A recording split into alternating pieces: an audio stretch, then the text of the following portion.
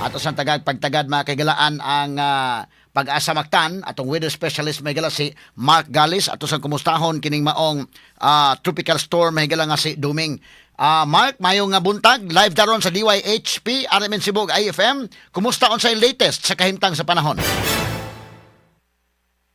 Sugintib kami na itong latest update bahin sa kahimtang sa ato ang panahon. Usa tong nabantayan nga si Bagyong Doming. So si Doming na maintain ba niya iyang kusgon while gairog diha sa may Philippine Sea. As of 4 a.m. ang sentro aning severe tropical storm Doming na imutang around 970 kilometers east or silangan sa may northern Luzon. So medyo taas na ni, no? Kumpara nato diri sa Kabisayaan.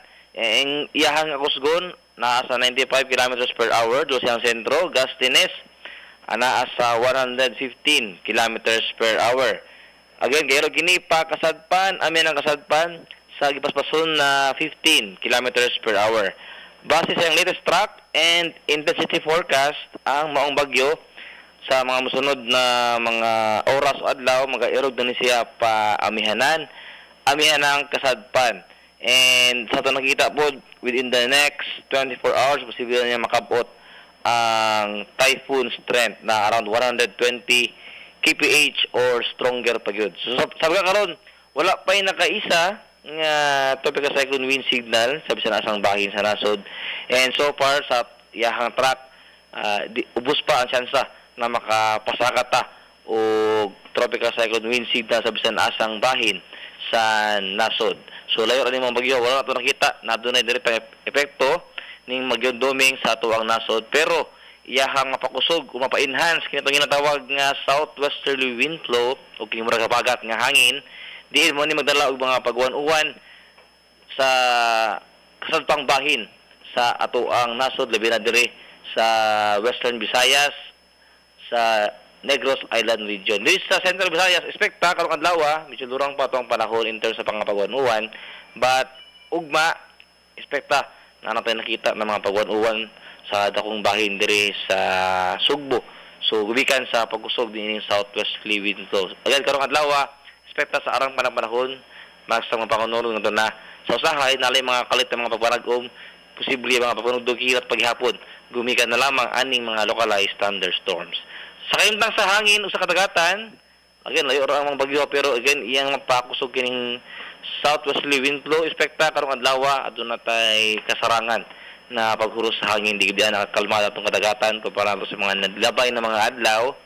So karong adlaw expecta moderate ato ang hangin and ato ang kadagatan pod musabay na sa hangin, no? So dapat tay moderate na mga pagbalod diri sa atong bahin sa Kabisayaan. Medyo mulorod na nitong hangin o kadagatan diri na sa adlaw Lunes, no? So again karong weekend expecta medyo digdaan nakakalmada ato ang kadagatan.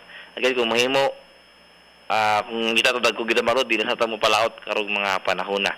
At ang ito sunod nga update sa mong bagyo karong alas 11 sa buntag para sa tuong ikaunom nga tropical cyclone bulletin by ani Bagyong Doming. O diri na ko to diri sa buhatan sa Mark. Yes sir. Kini ni ang layo ra mahinuon ning mao nga bagyo sa imo nang gika-report, pero kumusta makawa ba ni magdaog bagang dagom o bagang uwan kay mo itong concern si Bakulang unya diri sa Cebu, kumusta makata sa labot sa uwan-uwan? Ay karon na tol ni ato nakita medyo kalma pa tong panahon, no? Wala uti nakita nga katag na bunok ng mga pag-uwan sa Central Visayas, pero diri sa may Western Visayas o diha sa NIR or Negros Island region karong adlaw expecta sa mga pag-uwan gumikan sa southwesterly wind flow. Diri sa Central Visayas ugma ato nakita uwan-uwan ta diri sa Central Visayas. So gumikan gyapon sa southwesterly wind flow, indirect effect, no, sa ato ang ginabantayan nga Bagyong Doming, attorney. Pero hinay ra na nga uwan-uwan. Natay mga kita ng mga kusog, attorney, ng mga pag-uwan, do dili siya ingon gid na pambuntag to hapon, no. Ito tayo natin nakita ng mga pagkulong sa uwan. But expecta moderate to heavy rains, attorney, sa may Central Visayas. Okay. Sige Mark, salamat kay Mark sa paghatag panahon sa DYHP o sa IFM. Daghang po salamat, attorney. May buntag. Number 1 sa balita, number 1 sa komentaryo, number 1 sa drama, at number 1 sa serbisyo publiko. DYHP RMN Cebu, the official overall number 1.